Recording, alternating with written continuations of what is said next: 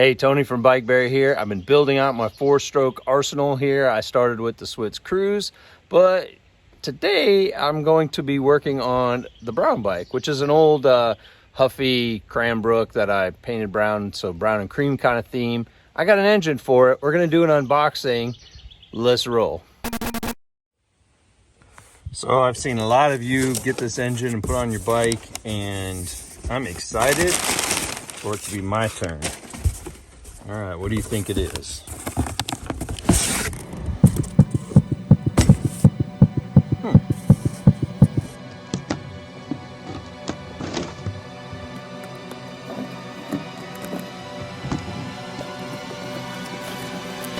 Oh, cool. All right. Flying horse lock and load, huh? Interesting. So this is the one that mounts on the back of the frame and runs on a friction drive with the wheel. That's cool. There's your little carby in there. Nice. Little tank, little fuel tank involved. What fun. Perfect. So we got our spark plug wrench and our Allen key for some adjustments, instruction manual. Okay, what else do we got in this here box? Check that out. All right, looks like a couple of braces. I'd say these are probably go down to your seat stays, right? Yep, a couple brackets.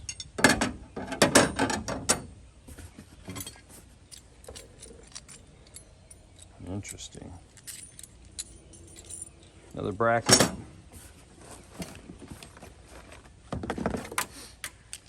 Throttles. Throttle gear. Boom. Boom. Throttle gear. Okay. What's that? Some kind of spacer, right? Oh, this is for your centrifugal clutch system, right? So that's pretty cool. Okay. Man, this is what makes you go right here. This is the stuff. Oh my goodness. Okay. So that, oh man, that gets mounted on here, right? Which this flies out and causes it to drive, which turns that guy against your tire. I have the Schwalbe Fat Franks on there, so I hope they work. And of course I'll have to remove my fender. Wow, okay, incredible. All right, that's it of the unboxing. That's all the parts that we'll need to make this happen. Let's look at this thing a little more in depth. So you got a drive wheel that goes right against your tire, so it's gonna have to have adequate pressure, right? Then this goes right into your centrifugal clutch, so when you twist the throttle, that little guy flips out, grabs a hold of this, starts turning everything. Okay, so that gets mounted to the rear frame. So we'll have to do that. Seems like it has really nice heavy duty bearings and everything. I'm excited, this is cool. Here's your spacer housing. So that would go right over that to connect your engine. Here's another bracket. So this is what's gonna hold everything together. So cool, so cool. A couple longer straps here. And I think this fits really well on the Huffy Cranbrook. Pretty much your standard throttle that we're all used to. Cool. All right, let's look at the engine more in depth. So this is a 37cc engine. It's pretty lightweight. Matter of fact, with the gas tank on the bottom, I was surprised. For some reason I was thinking it would take a frame mounted gas tank, but no, I guess they come with it on it, isn't it? Oh man, this is just so cool. A little carb here. Yeah, everything's compact, pretty lightweight. I'm excited.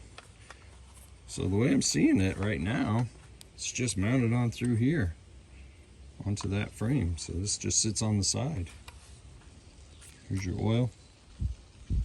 Awesome. Okay, that's pretty simple, right? So you could see on this brown bike, it used to be one of those blue Huffy Frame. I painted it brown, kind of rusty. I flipped the handlebars over, put Schwalbe Fat Franks on it, laid back C-posts. We just use it as a, you know, a regular bike. So when I saw that the rear mounted engines were available, I was like, oh, I got to get one. This is gonna be perfect for it. I'll theme it out too so that it really matches this bike. But let's get into just kind of dry fitting the parts. So I'll have to remove this rear fender. Kind of cool. I wonder if anybody's done like a cutout here. That might be kind of cool. Just do a cutout of some sorts. I don't know, maybe I'm being crazy. So that gets mounted there. Then that means your engine's out here. Kind of see what that looks like. So that would mean your engine's here somehow. I mean, that's there. And your engine's here, just like that. That's pretty incredible. Or would you want it to be on this side?